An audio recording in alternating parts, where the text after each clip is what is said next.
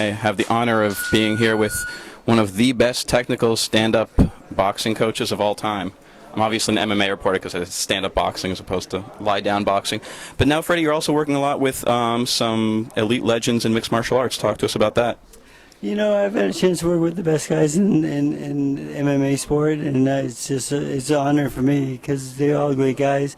You know, I work with Penn and Arlovsky and Silva, and now George St. Pierre last week, and I'm going to go down to Vegas to work with him in 2 weeks again, and then I'm going to make an appearance on the TV show that he's the coach of his team.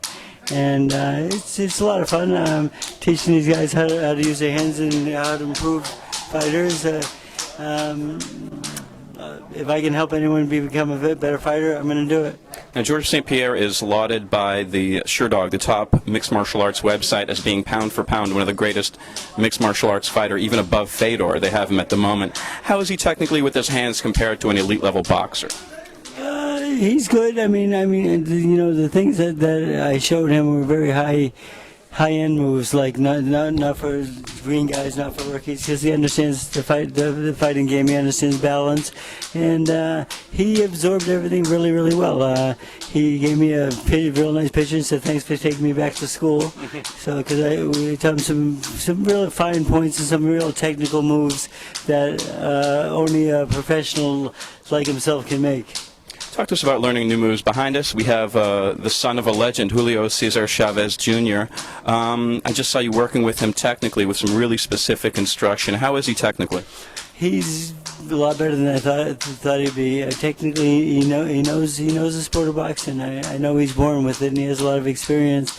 We being around his father, of course. But the thing is, he hasn't always practiced that though, because he's kind of a little bit hard-headed at times and wants to fight his own fight. But when he follows instructions and does what I tell him to do, he's really come a long way in a short time.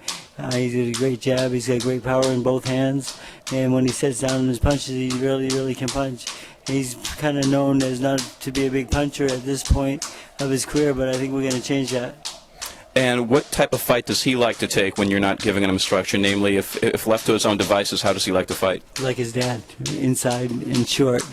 But he has height and a long reach, and he doesn't take advantage of that. So it's something that I told him, you can make this fight as easy or as hard as you want to do it. He says it depends on how you want to fight the fight.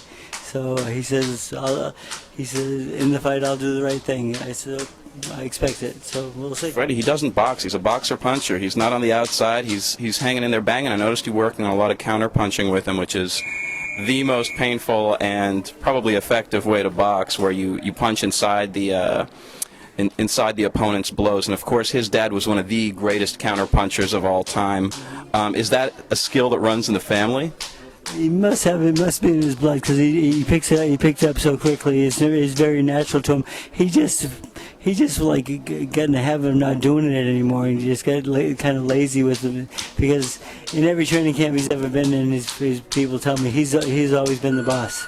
So it's not good when the fighter's the boss. So now he lets me take the lead, and he listens very well. But he's not just some slugger from Sinaloa. He's the whole package. We're seeing the jab. We're seeing reaction punches. You're really building him up to be the complete package. Where is he now in terms of being technically as good as he can? Is he in his prime? Does he still have a year or two to go? He probably has about a year to go, I would say, because, again, this is only our fourth week together. Visa problems delayed him from coming, so we had a short camp. And, we're in a pretty tough fight because Duddy's a tough guy and so forth, but I think we've done enough to get by him. But the thing is, I want him ready for the guys like Cotto and Martinez and those type guys, and that's going to take a little bit more time together, of course. Freddie, of course, a left hook is a famous punch of Mexican fighters, particularly the liver shot where they drive into the liver like that. How's his left hook? Pretty good. He knocked the wind out of me once today with it. It was a pretty good shot, but his right hand's pretty good too. But I like the left hook, his short left hook to the head. I'm working on throwing the uppercut and the short left hook on the inside, because I think you can beat Duddy with that shot, and I think that's going to be the punch that's going to win the fight for him. Are you trying to work on more like a shovel hook, like where he's driving his weight in and moving forward, or are you trying to work on one where he's kind of catching the guy coming in? Well, when I throw the long right hand, it's when he's coming in and on the inside, while we have him staying in the pocket and driving through it. So we're working on both, actually. That is a lights-out combination in boxing, I'm sure you know, sir. Thanks so much for your time. It's an honor, Freddie. Thank you very much. Thank you, sir. Freddie's the best.